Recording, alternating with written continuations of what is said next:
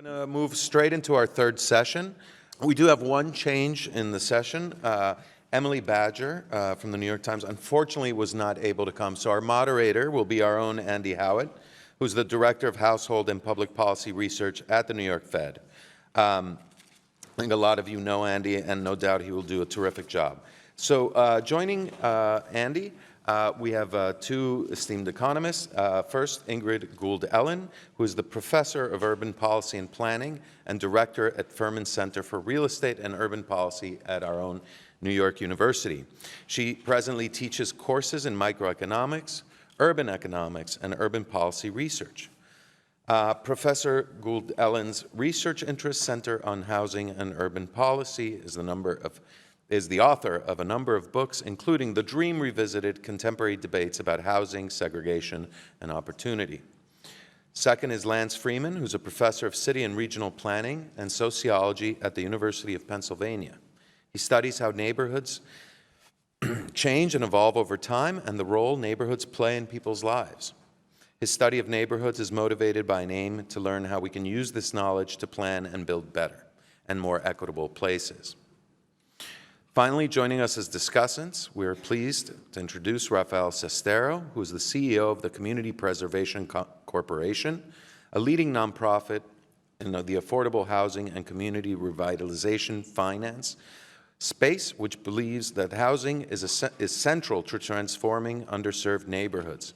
He has more than 30 years of experience in tackling the most pressing housing challenges cities across the nation are facing. And as Commissioner of the New York City Department of Housing, Preservation, and Development. Finally, Christine D'Onofrio is the Director of Poverty Research at the New York City Center for Economic Opportunity in the Office of the Mayor of New York City. She has experience as an economic and policy director and has overseen the annual release of alternative poverty measures for New York City. She has also led other efforts across agencies to develop tools to better understand inequality. I can think of no better panel to talk about rebuilding New York in an equitable and inclusive way, so I turn it over to Professor Ellen, who will be giving the first presentation. Thank you all very much, and welcome.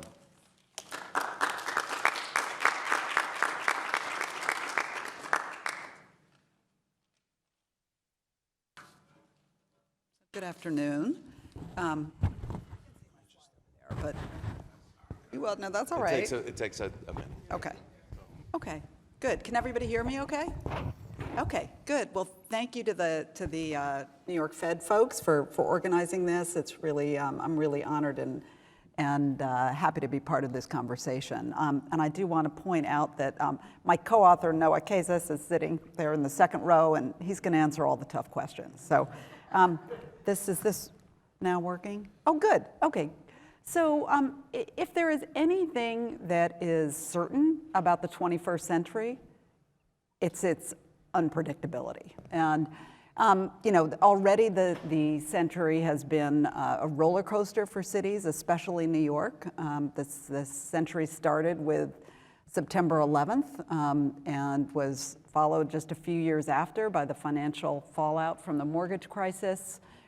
Then the next decade started with Superstorm Sandy, and then of course now we have the COVID pandemic. I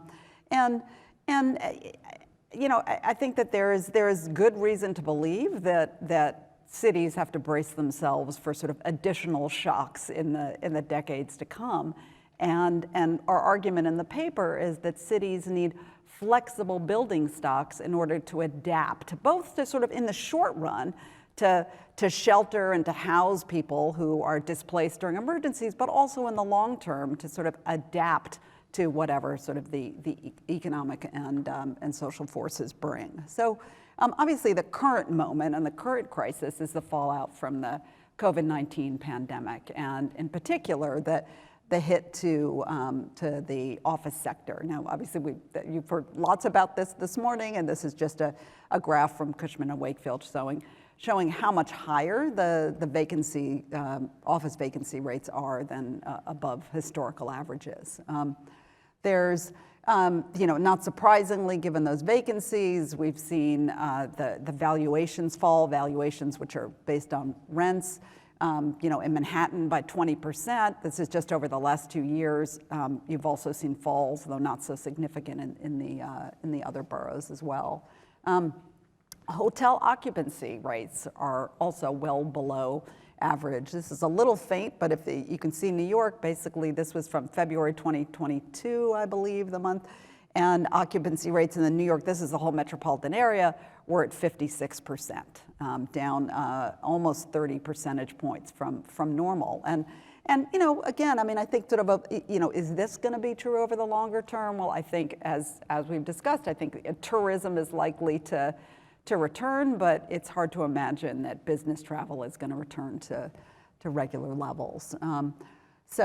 And meanwhile, we've seen this just secular decline in demand for retail and retail increase in retail vacancies and decrease in retail rents. And here, I mean, you really almost see no discontinuity here from COVID. It's really just sort of a continuous trend that this was sort of a pre-existing hit to the retail sector. So given all these, well, actually, meanwhile, I should say, we've seen just like, a rebounding of the residential sector, particularly in Manhattan and in Brooklyn, but where now residential rents, asking rents are actually above where they were prior to the pandemic. And so, given these market dynamics, it's natural to ask sort of what the potential and scope for commercial conversions to residential uses can be in New York. And so, there's a lot of potential value in these kinds of conversions. I mean, these commercial conversions as compared to new construction can potentially take less time, cost less money, have a lower environmental and climate impact, provoke less NIMBY opposition, presumably, right? I'll say presumably, but given that the structures already exist, you can't argue that you're going to lose your there's going to be sort of new shadows. And they can also create these sort of vibrant mixed-use neighborhoods that are arguably more, resilient to shocks as well. So again, good time to sort of ask about how much housing could we really produce through these conversions? And so, I just want to go through kind of what is admittedly a fairly back of the envelope analysis to try to just kind of give a sense of the scope or the magnitude of potential conversions. And so, we estimate that, and I should give a big shout out to Elizabeth Appel at the Furman Center, who really has been the one behind these numbers, but that we estimate that about, this is a slide that we've got, about 65% of the built environment in New York City, of the building square footage, I should say, is residential. About 12% is office, 2% hotel, 5% retail, sort of another 16% is sort of storage and other kind of industrial warehouse space. So how many units could commercial conversions produce? Well, again, very back of the envelope, but we estimate that, sort of assuming, say, 10%, let's say, of the space converts. I mean, the numbers this morning suggested that, the panels, and the research suggested that maybe people would be going back to sort of, what I think Jill and Jesse had like a 30% decline in person. Let's say that leads to a 10% reduction in space. That could produce potentially 75,000 new homes in New York. Okay, well, what does that mean? That's only on the one hand. It's like, how do you scope that and think about how much that is? On the one hand, that's only about an increase of about 2% in the total housing stock in New York. On the other hand, that's about 4 times the average annual number of homes produced in the last decade. Or another way of saying that, it's about, if you added those 75,000 units to sort of all the housing that was produced in the last decade, that would increase production by about 40%. Okay, so it's like, it's not transformative, but it's not insignificant either. So, and you know, it's also worth noting that this office area is, this commercial space is not evenly distributed throughout the city. So about 71% of office space is located in Manhattan.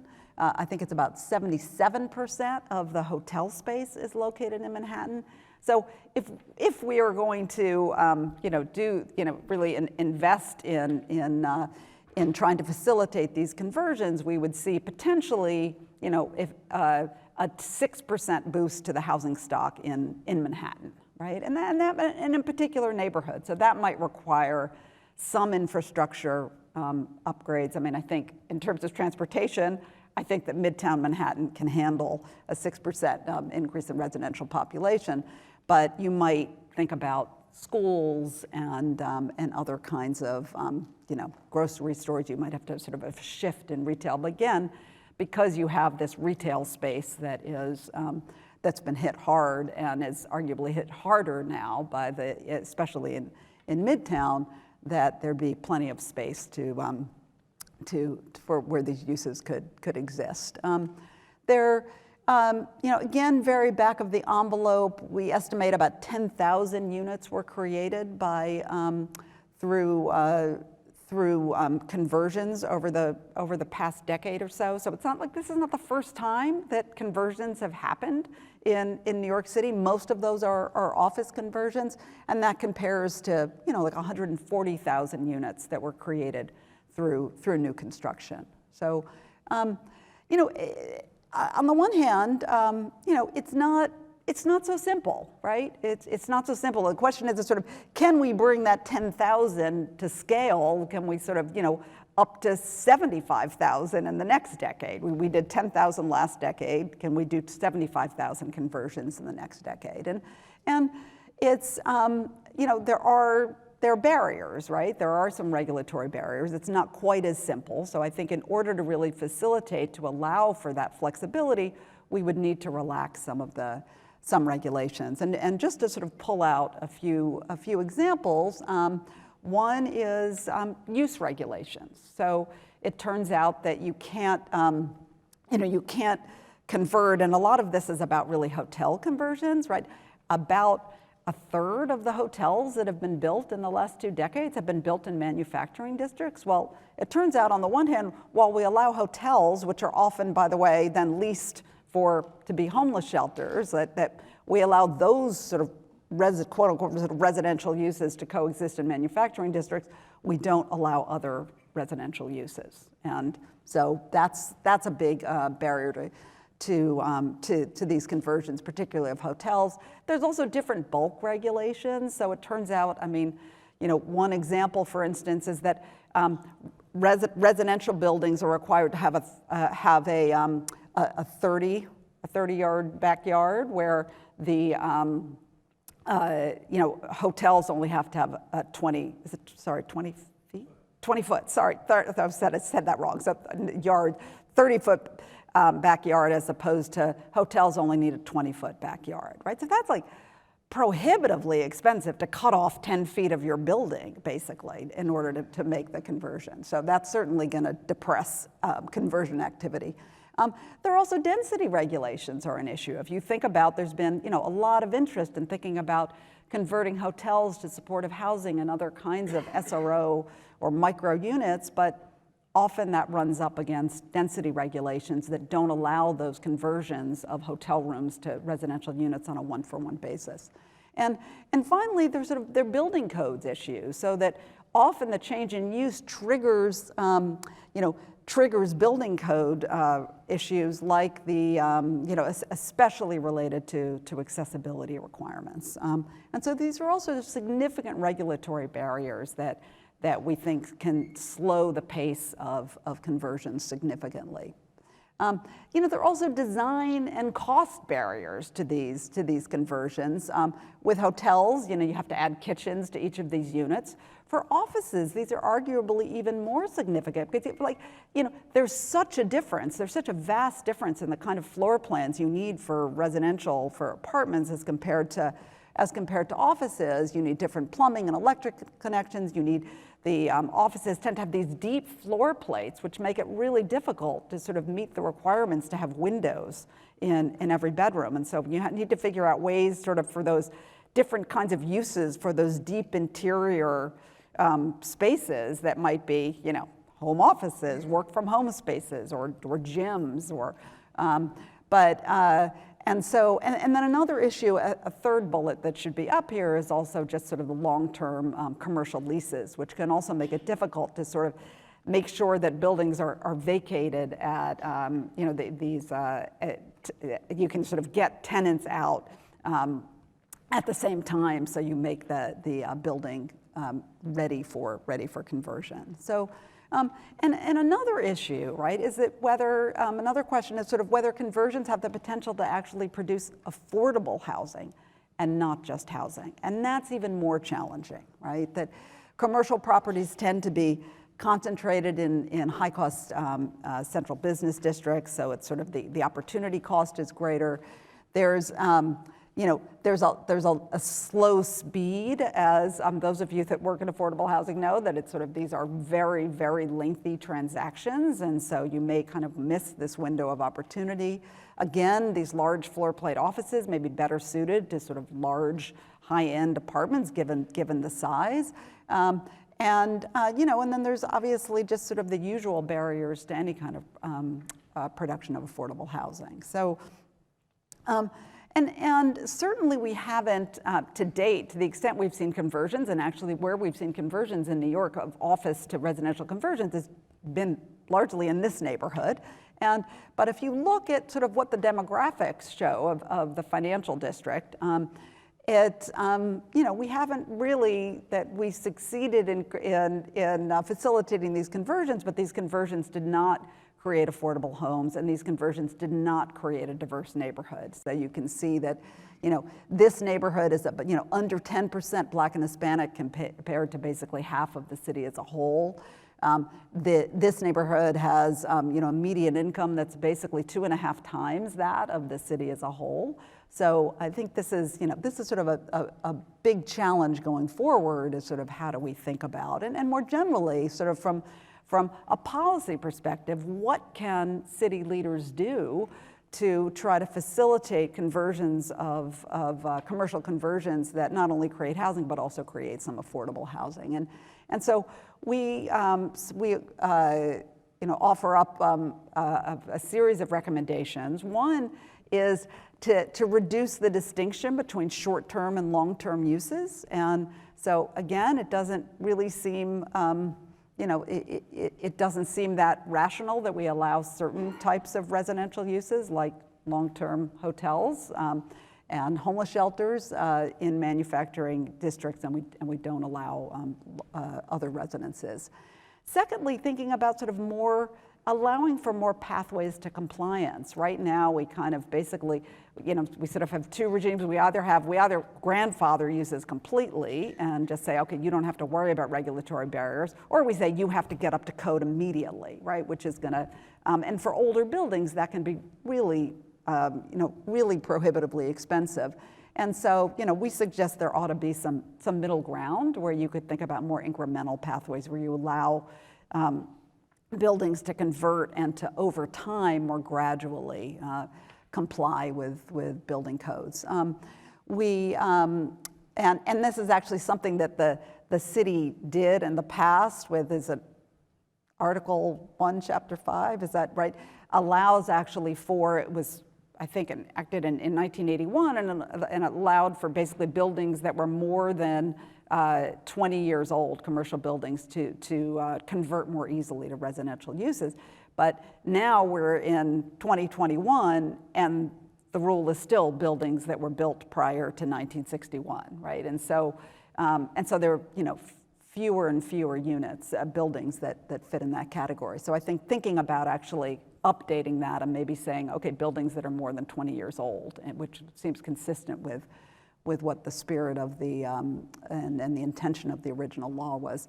Rethinking the separation of uses more generally. I mean, I think Ed Glazer brought this up too. It's sort of, is the separation of of cities into manufacturing and office and residential districts, is this simply outdated today? Both because we have sort of less noxious manufacturing, we also clearly, we're working from home. I mean, I think the lines between commercial and residential have blurred. And so do we really need to have these strict separations?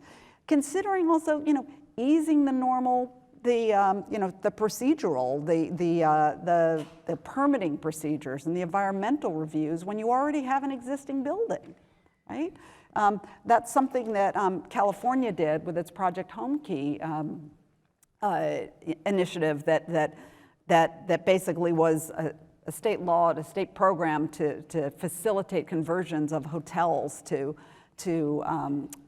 affordable housing, and they've produced, I think, at least the first wave of funding produced something like 10,000 units. So, well, New York State, sort of the legislator passed sort of a similar law, and 6 or some months or more later, there's been one application, right?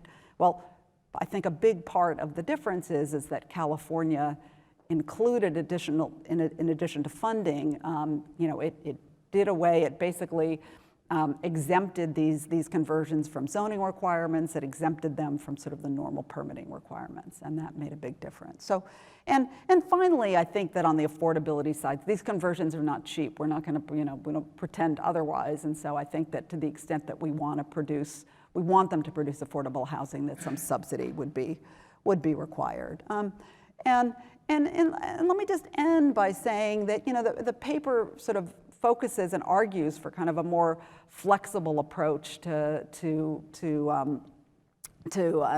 the regulation of the use of buildings in particular, and as a key way for the city to adapt to what the existing crisis that we're in right now, but also flexibility can be valuable more generally to help cities adapt and help New York City in particular adapt to what will surely be a whole new set of challenges that we can't foresee. Well, some foreseeable, some unforeseeable, but some also foreseeable, which is climate change, right? So climate change will surely change the way and demands changes in the way that we design and that we use buildings. And so I think I'm going to end with that.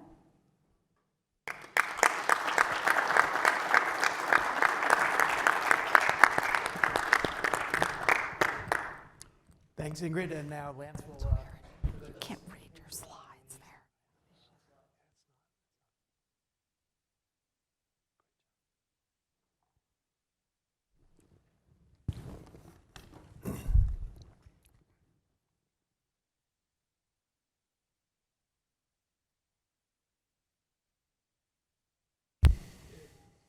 Good afternoon. Can you all hear me? Everyone hear me okay? Yeah, it's good. Okay. All right. Great. Well, happy to be here. Thanks to those who organized this wonderful conference. I'm happy to have the opportunity to talk about something that I think is very relevant today, and that's the idea of racial equity planning.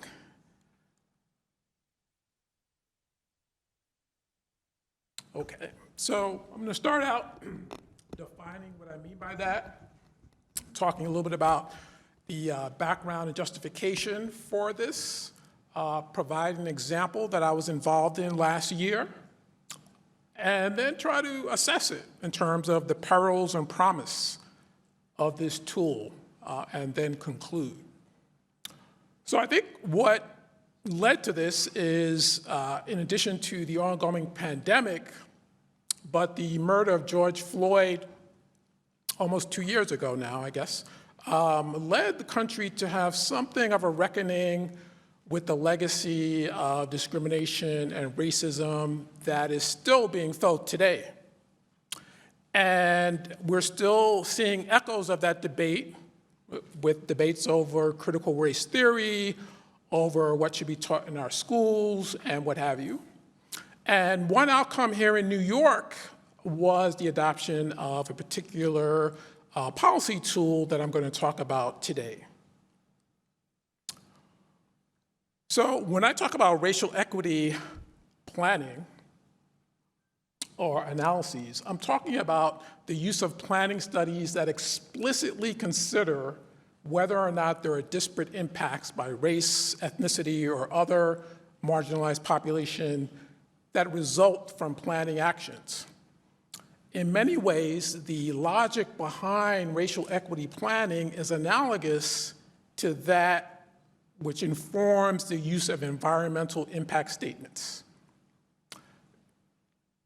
Probably few of you are old enough to remember, including myself, but during the environmental movement, there was a recognition that operating sort of under a laissez-faire framework was not going to protect the environment.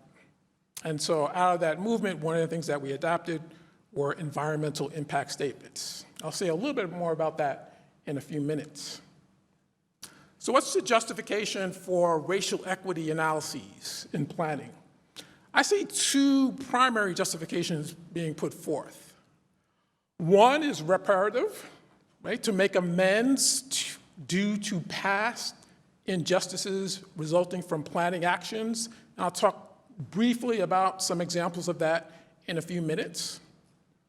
And second is to address persistent racial inequities, which I think the murder of George Floyd a couple of years ago highlighted, right? So the murder of George Floyd and other police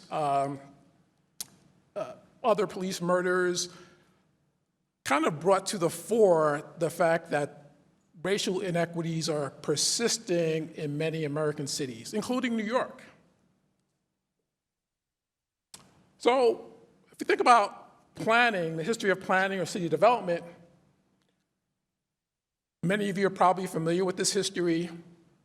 It was the practice to enact policies that both disadvantage African Americans and other people of color and led to increased levels of residential segregation. Just a few examples. In the early part of the 20th century, many cities in the South and along the border states adopted explicit racial zoning. When that was ruled unconstitutional by the Supreme Court, we saw the rise of restricted covenants in many cities.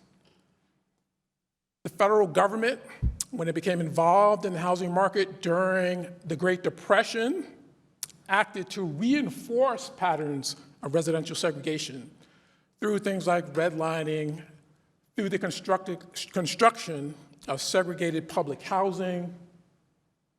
And in the post-World War II era, these patterns persisted. So if you look at the construction of the interstate highway system, that was done in a way that disproportionately impacted marginalized populations. The same could be said with urban renewal. And the same could be said if we look at the siting of environmental hazards through the 20th century. If we fast forward to today, we see that racial inequities persist. I mentioned the murder of George Floyd, which sort of galvanized people to think about these existing inequities. But we can look at other indicators as well. Residential segregation, for example, it has declined. This is the chart on the right, on your right, illustrates residential segregation in New York City. So it has declined, but still relatively high. As was mentioned by Ingrid and some of the earlier speakers, zoning as it's practiced in many cities is done in an exclusionary manner, and that has a disproportionate impact on low-income households and people of color, serving to exclude them from a number of communities. Even here in New York, at the earlier part of this century, there was a study done by some of Ingrid's colleagues showing that the upzoning that did occur in New York was disproportionately in low-income communities. And then Ingrid mentioned there were a number of crises that happened during this century. Those too have had a disproportionate impact on low-income households and persons of color, whether we look at the fallout from the financial crisis in 2008, which triggered a wave of foreclosures in many minority communities. We look at the fallout from Hurricane Sandy, and then finally, most recently, the COVID pandemic. So it seems as though what happens is when we have this persistent racial inequality, crises that occur only serve to exacerbate and perhaps even worsen those existing inequities. So I think the reckoning that occurred as a result of the murder of George Floyd has caused some policymakers to question if the sort of race-neutral approach that generally informs many planning actions is sufficient.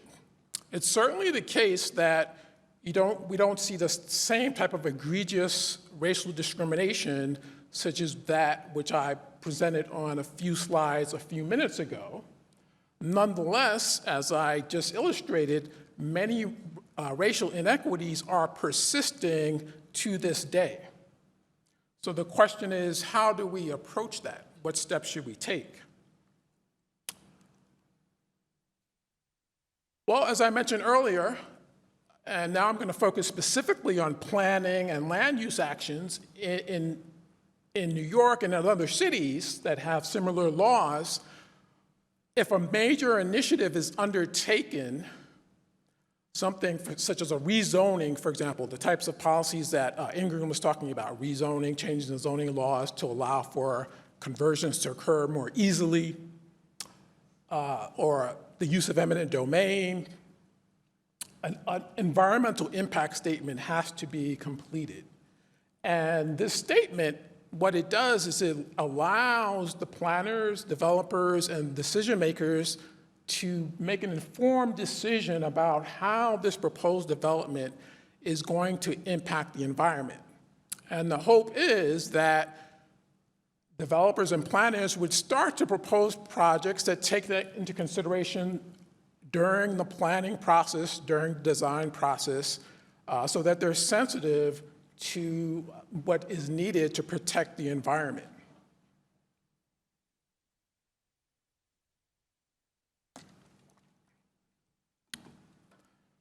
So last year, New York City adopted what I'll call a racial equity law. I'm not sure that's the exact name on the books, but essentially, the logic is similar to what we see with environmental impact statements. So in this case, any significant project in New York City, such as a rezoning or a remapping of parkland or the use of eminent domain, has to include a racial equity report. The law asks that the report consider an assessment of current conditions, housing security, displacement risk, and it also directed the Department of City Planning to collect additional data to facilitate these types of analyses. So you can see the logic sort of parallels that for environmental impact statements. Last year, I collaborated with the Fifth Avenue Committee in Brooklyn and some of the staff on New York City Council to complete a racial equity analysis for the Gowanus neighborhood plan. So we looked at existing conditions. We conducted what I would call, a basic simulation of how the benefits and cost of the proposed development would be felt by different racial and ethnic groups. And we disaggregated that by race and ethnicity. In this particular case, we concluded that the proposal, which was fairly contested, would tend to work towards improving racial equity, primarily because the Gowanus neighborhood over the past, 20 years or so has become a relatively high-income, predominantly white neighborhood, and the inclusionary housing component of the proposed development would tend to disproportionately benefit low-income minority populations. So this is just an example of the type of analysis that we might expect to see from this racial equity law. And I'm happy to talk about, this was the first time I've done such a report, so I certainly wouldn't put it forth as the ideal methodology. It was sort of a first stab at how we might approach this problem. Several other cities have adopted similar laws. So for example, as part of their comprehensive planning process, Seattle did an equity analysis that examined how different racial and ethnic groups would be impacted by the comprehensive plan. Boston, as part of their affirmatively furthering fair housing actions, when that was still in effect under the Obama administration, they set up a similar process to New York in the sense that major projects and proposals such as rezonings or the use of eminent domain have to consider how the proposed action will impact different racial and ethnic minorities. So we're starting to see some cities adopt similar types of tools to address the issue of racial equity. Some were motivated or started this process a few years ago, so before the sort of the reckoning that occurred with the murder of George Floyd. It'll be interesting to see if this spreads even further after New York's adopting this policy, and as I said, as many communities continue to debate and consider ways to address persistent racial inequities. So let's assess this. And admittedly, this is still very early in the early stages. This is sort of like the second or third inning, if you want to use a baseball analogy. All right, so what's the promise? Well, we could say first, do no harm. I think that's the first thing that perhaps we can expect this tool to accomplish. By asking that policymakers and developers consider racial equity during the planning stages, it's hoped that some of the more egregious problems or oversights can be avoided. And perhaps there could be some instances, such as in the Gowanus case, where what might appear to be a contentious proposal might be able to garner additional political support if it is shown to advance the interest or work towards the goal of racial equity. Right? So I think there's some promise there.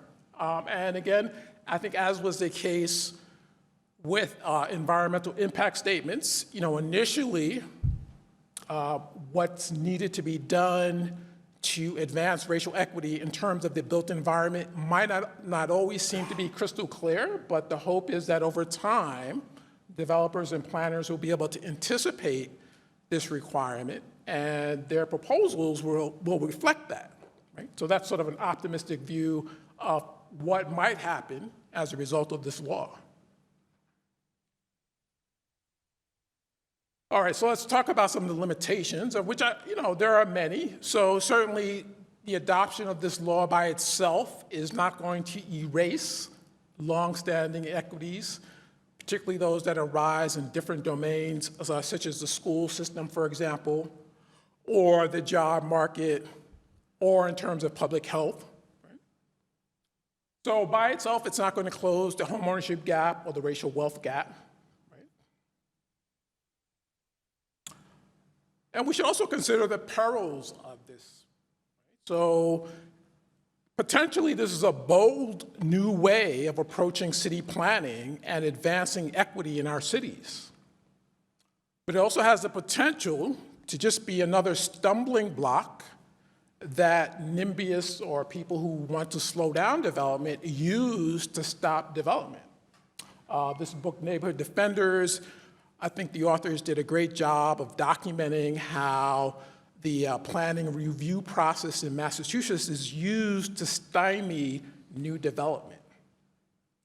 And certainly there is the risk that adding this additional regulation or requirement could be used by some to slow down, stop, or kill proposals, claiming that it's not advancing racial equity, so they're opposing it, or any other number of ways, some of which we probably haven't even imagined as of yet. So I won't pretend to have a solution to that problem. Oops, I skipped. I just want to say something, even though I don't have a solution. So I think, at least in New York, I think part of the challenge, and in many cities, I think part of the challenge is the planning document that we have, or the existing land use ordinances, are out of date. They don't reflect the current urban environment, or they don't reflect what's feasible to build. So what happens is that new development inevitably has to undergo a review process. And it's at that point which the development process is slowed down, made more expensive, or in some cases stopped altogether.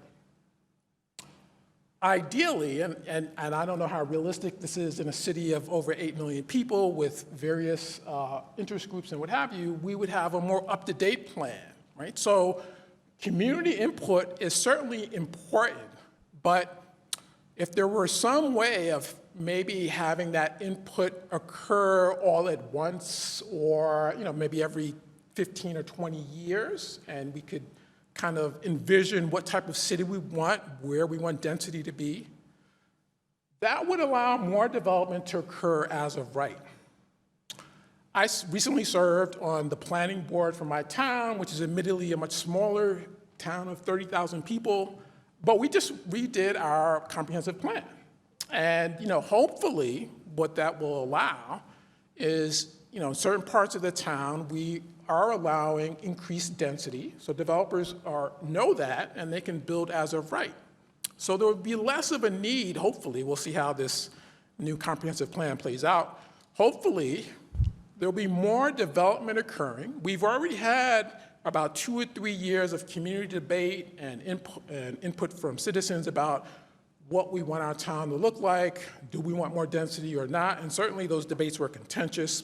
So it's not to eliminate community input, it's just sequencing it in a way so that development could perhaps occur more regularly, so the developers can anticipate what the expectations are.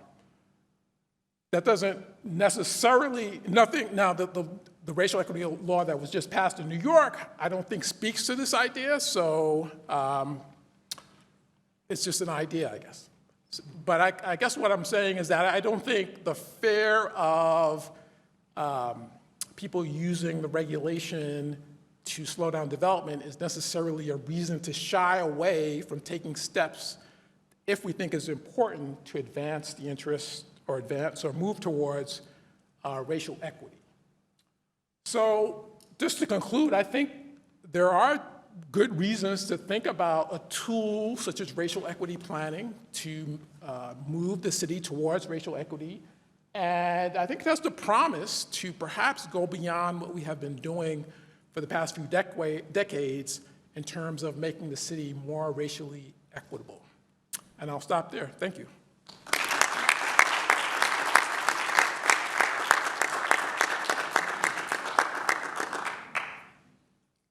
Okay, well, that was wonderful. Thanks very much to both Ingrid and Lance for those great presentations. I'm here to moderate the session. I am not Emily Badgett, I'm afraid to say, and I won't be able to ask the great questions that she would be able to ask, but luckily I have a fantastic panel that can carry the day. So let's start by giving our discussants a chance to weigh in on what they've just heard. Rafael, you've spent a career working in housing in the city. Can you tell us a little bit about your reactions to the two presentations? Sure. I mean, so I think a couple things. One, I'm thrilled to be here, and I think it's great that we're all, that we're doing these things and having these conversations, and that at least some of us are in person, which is a great innovation over the last couple of years. Yeah. I think a couple things. One is I think the good news as it relates to Ingrid's paper is, as she points out, is that as with a lot of things related to housing, we've done this in New York before. We've done the conversion process of hotels. We've done the conversion process of of office buildings, and so we have that experience to build on. And I think that's a really good thing.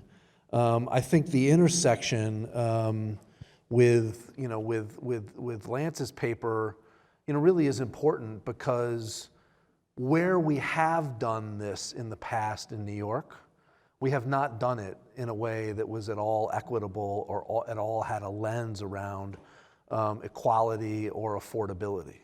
And I think that for us to really envision a city that's sort of beyond the pandemic, we need to do these things in a way that is more equitable and more, thinks more about affordability. If we're not going, office conversion in Midtown Manhattan, if we are not going to think about it in a way that includes affordability and includes a lens around racial equality, then we're just going to end up with more of Manhattan being an exclusive, enclave for people who have the means to be able to pay the high rents to live there, and everybody else is going to have to live in other places. And I don't think that's the kind of New York that most New Yorkers want to have. So I think those are some of my initial reactions,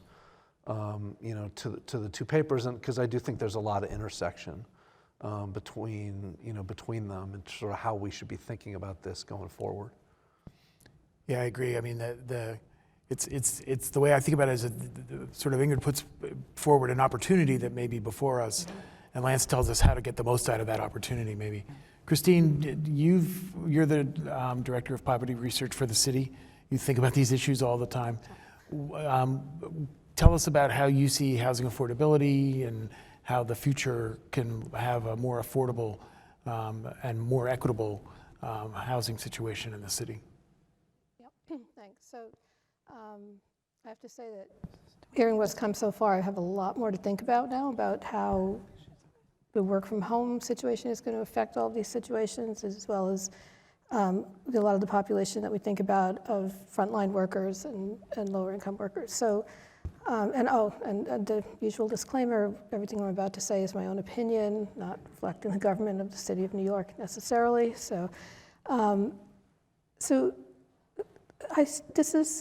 these two papers together kind of reinforce a lot of what I've been thinking about through the day, that we're kind of on a knife's edge of getting this right, and we have a really great opportunity. So Ingrid's work kind of points up the complexities of conversion and how difficult it's going to be, but also I'm thinking about the distribution of these buildings through the city and how neighborhoods that will, if you think about this sort of hotels relocated to industrial areas, are they going to be able to be redeveloped in a way that's equitable, that's affordable, but also mixed use and mixed income, right? So and part of the inequality in the city is because of the concentration of wealth in Manhattan. So it needs, if that wealth got dispersed, and part of the beauty of not having people in the central business district 5 days a week is some of that wealth gets dispersed outward. Partly in rising home values, but also in sort of local consumption and people buying lunch in their neighborhoods. This is a great, great opportunity for small businesses, right? And there's a lot of plans afoot to make that happen. But then we get to Lance's paper where it has to be done right. So, and equity, part of this is crucial, and probably the two most crucial points of that are looking at the distribution and the design process itself, and how things can be made equitable for everyone in terms of access both to housing and to amenities, access then to financing to get this to happen, which is a whole other thing we could get into. And then the voice of the community, which is probably, in terms of what's going on in policy, is probably the most crucial piece of this, is to get to a position where not just in a particular community design, but probably even in the zoning redesign, which everybody here today has said has to happen, to get to a point where there is initial community input in designing the questions and the policy. There's some work starting in city researchers and affiliated research groups to bring in more participatory research and qualitative and mixed methods analysis, which is really going to solidify what people are saying and where they live and what they need. There's a lot of work with local partnerships. And finally, there's another, the city has another equity law, which is it's each agency now has, it's called, I can't remember the name. It was an executive order, now law, that each agency now has to report on an annual basis in the city's equity report, both equity in the community they're serving and equity within the agency itself in terms of hiring and promotion. So it's starting at the beginning of the process in the policymaking body in the city. We're going to have more diversity and more voices. So that, along with partnerships and community input and putting it into solid research, I think is going to give the voice that has, I mean, my concern with this is how does it get listened to? You know, when this report is done, what's the weight that it's going to have alongside all of the other planning documents? And that's another place where, you know, it's really going to be up to the city and people in the city to decide where it's going to go. That's great. Now, both of you have heard each other's presentations, and I'm sure that you have some reactions to each other's. I mean, I know that, you know, I see them as fitting together extremely well, and I wonder what your thoughts are. Maybe start with Lance, since you went last. I don't know, I'm not sure. I think yours might not be working. Yeah, let's have the. Yeah, I think the idea of conversions, I think it's needed. Or more specifically, I think the larger point is the flexibility, adaptability, right? I think trying to anticipate what's going to happen specifically is impossible, really. And I think this pandemic, the way it's playing out, just illustrates that point. So I think the main takeaway, I think, is how do you build in the flexibility in a way that allows the city to adapt to, you know, the pandemic, new patterns of working from home, disruptive technology that makes it easier or changes commuting patterns. Or I read there was an article about how many delivery companies are leasing or buying up storefront space in many neighborhoods, and what does that mean for neighborhoods or street life as we traditionally thought of it, you know? So I think the idea of adaptability, I think, is really important, and I think that's something, a main takeaway for me from Ingrid's paper. So, actually, do I need this also? Yeah. Yeah, okay. First, I mean, I really appreciate Lance writing about this. I've been waiting for this paper. But no, I think it's, because I think thinking hard on the one hand, and I think, I mean, I haven't read the paper yet, but the presentation is nuanced in saying it's like, this is so well-intentioned, but you really have to be careful because this could actually, these kinds of well-intentioned laws could inhibit the very flexibility that we think is so useful. And so I think I really liked your, and I guess it's also just sort of the complexity of this is, you know, how do we think about, you know, building market rate housing in a lower income community of color? Is that advancing racial equity, right? How do we think about Rafael's favorite topic of community preferences, right?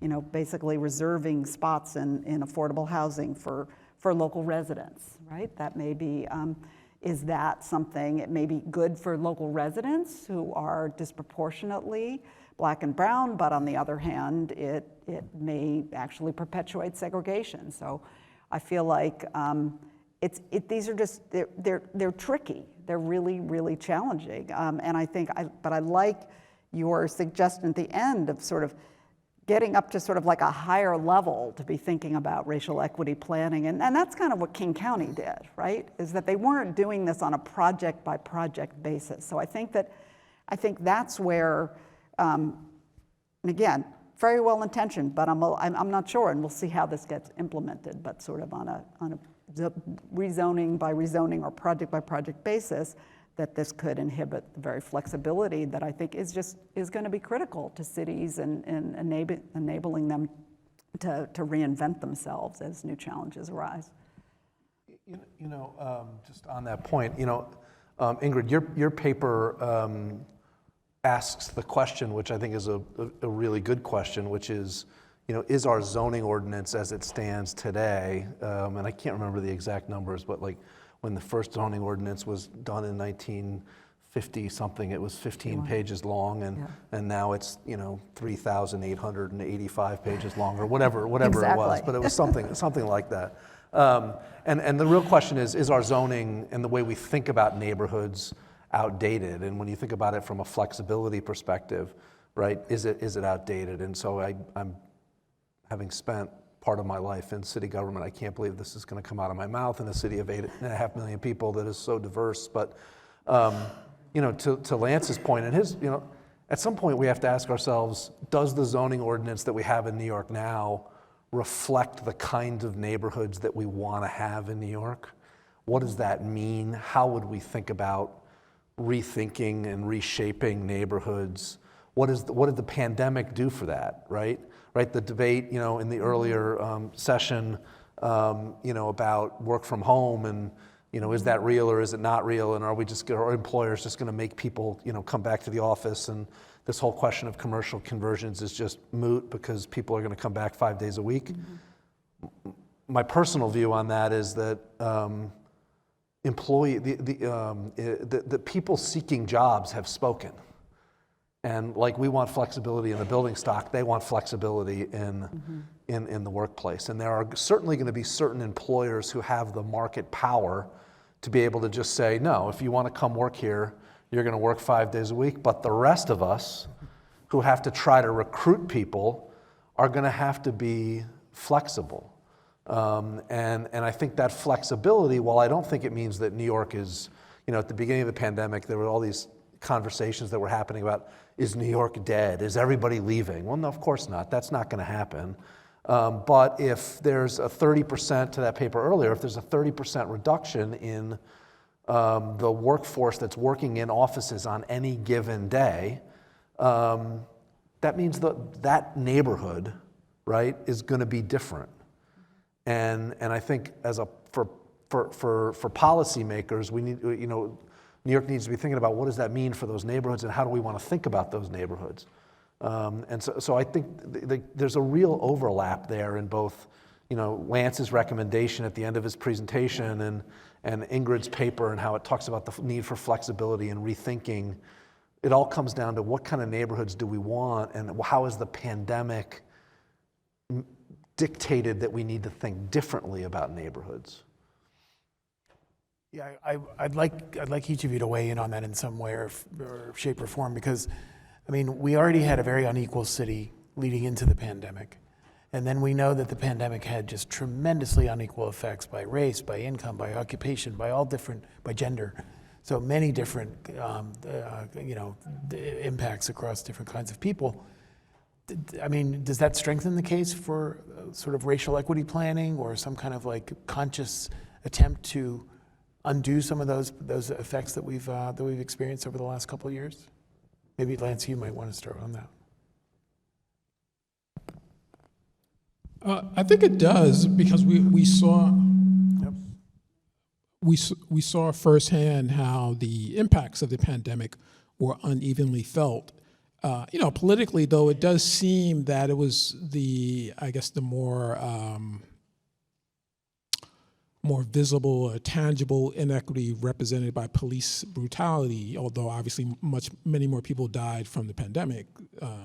But I think that is more visceral in a way, the filming and what have you. So in many ways, that's what I think seems to spark the reconsideration, even though we have this pandemic but it's kind of almost like it's not that slow, but almost, relatively speaking, a slow motion disaster that, every day, even now, hundreds of people are dying, and we kind of become desensitized to it. But I think if you step back, we do need to think about that in terms of, what do we want from neighborhoods? I do think, I agree, I don't think everyone's going to leave New York City, but I do think our expectations of what we hope to find in neighborhoods may become different. We may expect to find more, flexible spaces or hybrid spaces or whatever you want to call them, that could serve both as a gathering space or, some type of place to meet other people,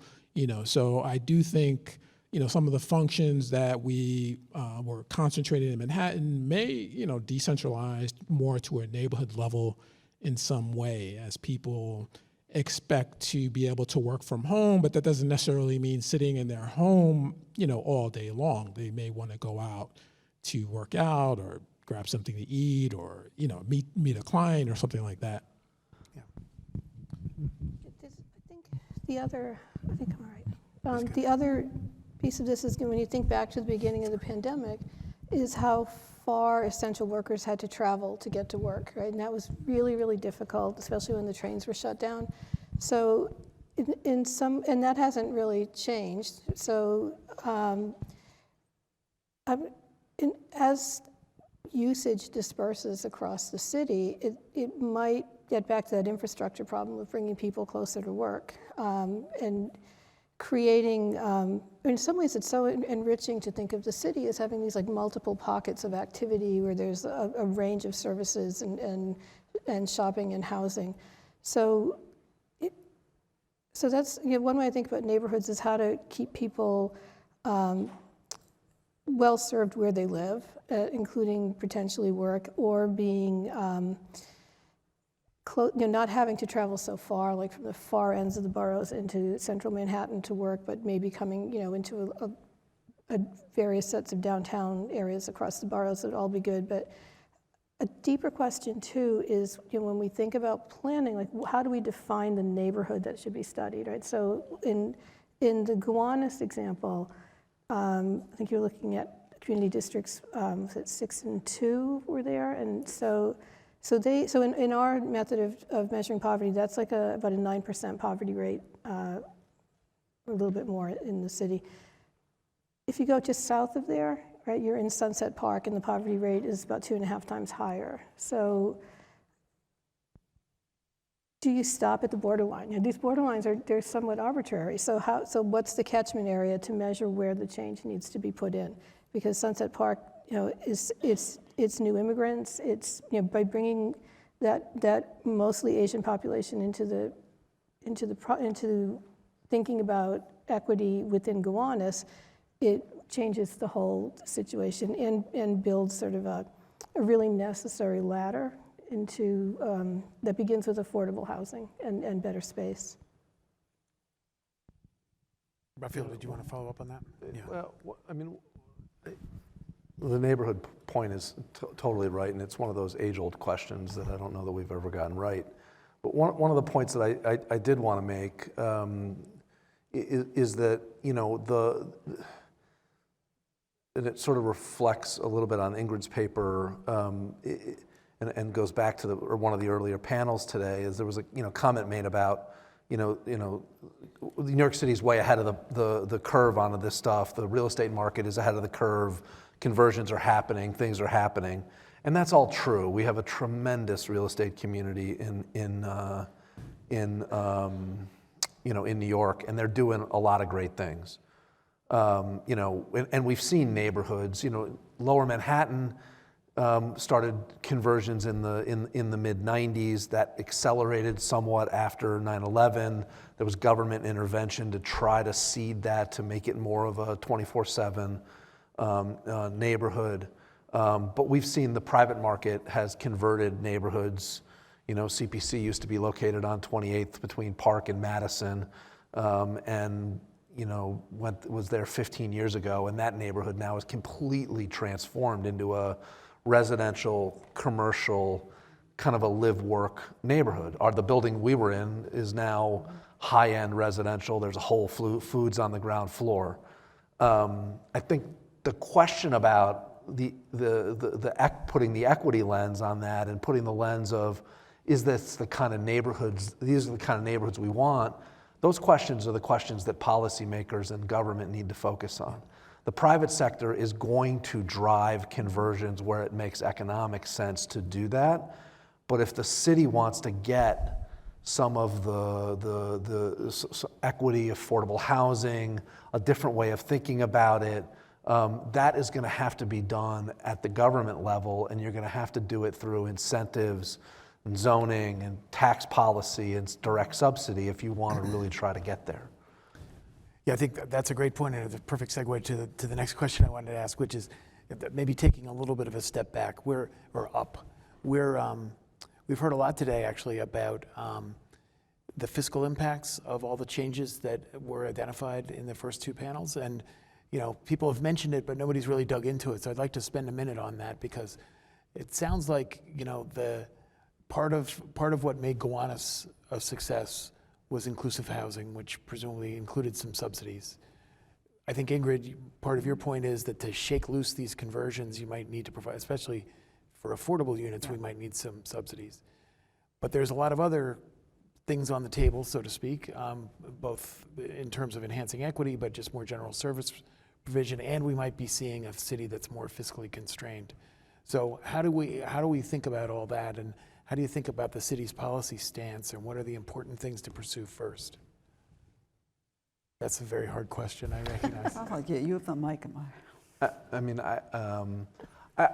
I don't know that there's any one answer to that question. I guess as it specifically relates to Ingrid's paper and this need for adaptability and conversion, the rebound of the residential market since the early stages of COVID has only exacerbated the affordability crisis in New York. At its root, that affordability crisis is about a lack of supply of housing. The production of new units really has never equaled the inflow of people. The supply and demand equation in New York has never rebalanced since the abandonment in the 70s and 80s, is the reality, right? We've never produced enough units to catch up to the population that was coming into New York. And while there's clearly going to be some movement around, as we heard about earlier, and some people who have choices to go places are going to leave New York and have left and are going to go places. I think the reality is that New York is going to continue to grow, and for New York to compete, New York is going to have to produce more housing. And so I think we have to really think hard about how we do that in a way that doesn't exacerbate the inequalities of housing policies going all the way back to the 40s and 50s. But we got to do it quickly, because we need, in order to continue to attract people and businesses, we're going to have to really deal with the supply issues on the housing side. And while I think conversions can be a part of that, it's definitely not going to be the driver of that. Things like Gowanus are going to be the driver of that. And getting those kinds of efforts right is what's really going to drive the production of new units. So, I would say, in here, I feel like I sound like Ed Glazer. I can't believe it. But there is a piece of this that it is about, kind of letting the government sort of make sure they don't get in the way of these adjustments. And I'm saying this as someone who, I am on the faculty of a planning program. I believe in that regulations can be important, but I think that we have a lot of regulations that are not appropriate in today's world. It just, these zoning regulations were set long ago, and the world has changed. Zoning is really difficult to change. Regulations are really difficult to change for both, for political reasons. So the other thing I'd say is sort of getting up to an even higher level, Andy. It's sort of like this was mentioned on the earlier panel, that immigration is going to be key to sort of bringing the city back. And so I think thinking about sort of at a federal level, thinking about relaxing the current restrictions on immigration. And then finally, I do think that we need subsidies, as Rafael said, to create the kinds of neighborhoods that we think are not only mixed use, but are also mixed income, because on their own, again, it's partially given the floor plates of these buildings, the high expense, that it's going to be difficult to create the market on its own will develop very high-end housing in neighborhoods that are already high income and very white. Yeah, I agree with the points that have made. I would add that I think it was mentioned in the earlier panel, the panel that preceded us, infrastructure. There needs to be investment in infrastructure, and that's an investment that will pay off. I think more work needs to be done to figure out why. I think we kind of know why it's so expensive to build infrastructure in New York, but more work needs to be done to figure out how we can lower that cost. Right? It doesn't seem like it has to be the case that New York City is among the most expensive cities in the world to build infrastructure, and that could really return dividends, right? If we're able to build infrastructure more cheaply, the city will become more dynamic, the economy can grow, and the cost of building the infrastructure itself won't be as expensive. So I think that's something that could be pursued. So two pieces. One is, I don't think we ever got the subsidy structure right so far, so we need to rethink. So if I think back to the history, we had J51, and now we have 421A. Is that one? Yeah. So, Yeah. And in each case, it doesn't seem like we got the returns that we were expecting from that. So, but there's a fiscal hit to some of that as well, right? Because these abatements are going to cost, but it's not clear that we got the number of units at the price that we were expecting, or the type of development that we wanted. And I think in each iteration it gets a little better, and I think it's certainly right now there's a lot of discussion now about what should happen with 421A and make it more targeted and more guarantees on the units. And so that's sort of on the development side, but I'm also thinking about the purchasers and ways to make things more affordable, even if we're using AMIs as targets, and that's not necessarily affordable. How do we make that within reach of people who are close? And things like, and the Fed itself has had a lot of webinars this year talking about how to improve credit rating for low-income households. For example, you're bringing rents into credit ratings, not just mortgage payments. And thinking about different ways to identify what makes somebody a solid credit risk, because the history on this kind of risk apparently is fairly good. So how do we standardize and systematize lending to people who are now excluded from that system?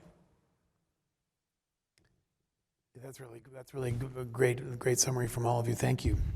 So I have a final big picture question that I'd like each of you to weigh in on for a minute or two, and that is, here we stand. Hopefully the pandemic is fading, and that we can look to a post-pandemic future in New York City.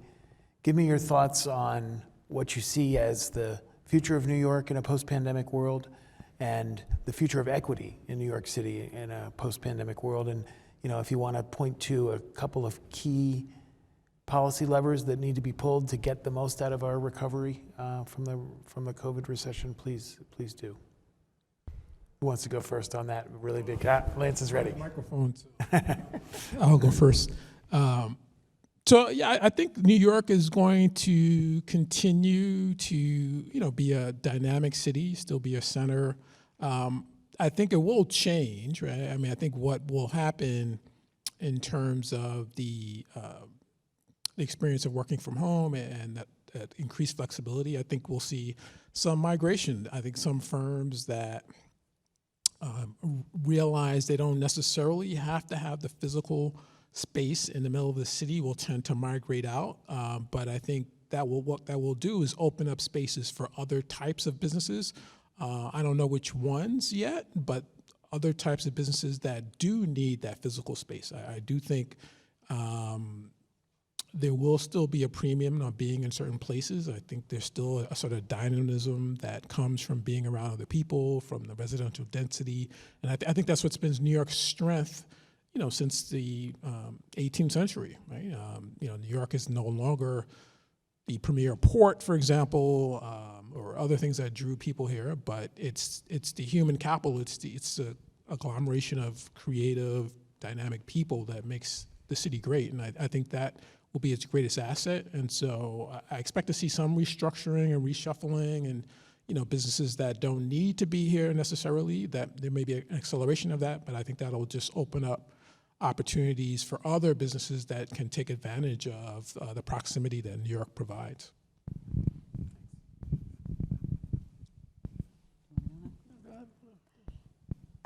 So, I don't know the answer to that question, right? I'm not going to pretend that I do. I think it's a big question mark. I mean, I think that we will see more mixed-use neighborhoods. I think that's just sort of sort of where we've been with work from home. I think it's not only that I think we're likely to see more conversions from commercial to residential and office districts, but I also think we're going to see more, temporary workspaces or shared workspaces in residential neighborhoods as well. So I think there's likely to be more. I think we're likely to see kind of more dynamic uses of retail spaces, I hope. I mean, and more creative uses. I think the city, we may see the population becoming younger, and I think that I guess what I worry most about is that is sort of the fiscal impacts, which you sort of raised, and we all definitely evaded that question and just called for more subsidies. So that's that I think is going to be a challenge, sort of what how to keep up the services, and that's going to be really critical in the years to come. And then most fundamentally, I worry, and it's not just New York. I mean, I worry for the country as a whole, for the world as a whole, is just sort of is the widening of inequality, is sort of the impact of was talked about earlier, the decline in business travel. What does this mean for the service jobs that support that? The decline in sort of, and again, maybe the sort of the service jobs that support workers, maybe those are just going to be more dispersed, but I think it's sort of it's a big question, and already we were seeing just widening inequality already, and that this economy in the 21st century just seems to be one that is sort of favoring the college educated and really punishing for those without college degrees. I'm not going to pretend that I know the answer to that question either. I think that, and I agree with what was said in the earlier panel, we're not in a place where predictions are likely to be true. I think I agree with a lot of what was said. I agree. I think we're likely to have the city become a younger city. If I think there were a lot of, I think part of the residential market rebound was there were a lot of young people that didn't renew leases, and they moved in with family members or lived in the basements of their parents. And then once bars and restaurants and things started to open back up, they came flooding back, signing leases and all of that. And I think that that's always going to be the case. And the reality is, I think New York is always going to be, to Lance's point, this incredibly vibrant place. I don't think we're going backwards to the 70s and 80s in any stretch. But I do think it's going to change, and I think the transition of neighborhoods to being more mixed use was already happening. Mm-hmm. And I think it's absolutely going to happen. And so my big fear is that it happens, and we don't take the opportunity to make sure that those neighborhoods evolve in a more equitable way, and that we just end up with, high-end, luxury neighborhoods where we could have had more diverse, mixed-income neighborhoods. Yeah, and I'm just going to add one thing on that point, by the way, which I forgot to say earlier, is that in some sense, right, the sort of creating these environments where people are either working from home or working from their neighborhood can actually compound the effects of segregation, yes, right? Absolutely. Because then one of the things that sort of buffers the effects of segregation in New York City is that, like, we're all bumping into each other. We're traveling across neighborhood boundaries, and to the extent that we're seeing people from other neighborhoods and interacting with them. So I think that's worrisome too.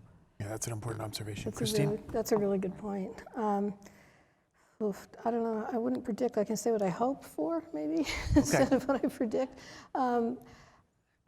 I'm going to start with, again, that some sort of level of anxiety about the world as a whole, or that we here at least clearly see some of the issues and what has to be done, and that we, going forward, this next 2 years is going to be definitive, I think, for the city and what the next iteration of the city will be. So we need to be conscious in a non-divisive way of how to reach these things, which is so hard. I don't know that we can actually do it, but it'd be nice if we could. And I'd like to, I can imagine a little bit of the, somebody had described it earlier today as a city with a little less of the hustle and bustle or something. And I think, a city where it's a little bit, not a slower pace, but a less stressed pace, where people aren't commuting for hours. There's more balance in work-family life because of changes around where people are working and how they're commuting.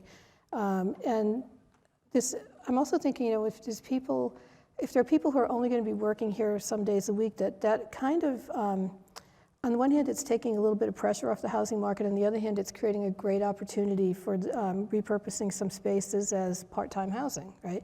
But people that are there consistently, so there's still that sort of, this is the New York community that they live in, and then they go off for 4 days or whatever and come back. So that we've maintained some community elements even as people are commuting in and out. And also, I'm going to be nobody's mentioned climate change yet, so I'll take that on. That as we go forward and we think about work and training, we're consciously retraining people who are in the sectors that were hit the hardest, particularly hospitality and leisure industry. So that's the first in line for training. And then we start switching over to, the green or climate-related jobs are going to be numerous with very different levels of skill. Some of them are going to be construction level, and some are going to be engineering and design. And there's just like when the economy diversified from just being strictly financial and into creative content and STEM work, right? Now we can add another element of climate change, being very conscious about how we're bringing people in and working, that sort of income equalizing effect, or at least opportunity to enter into the conversation about work in progress would be a huge step forward. Please join me in thanking this wonderful panel.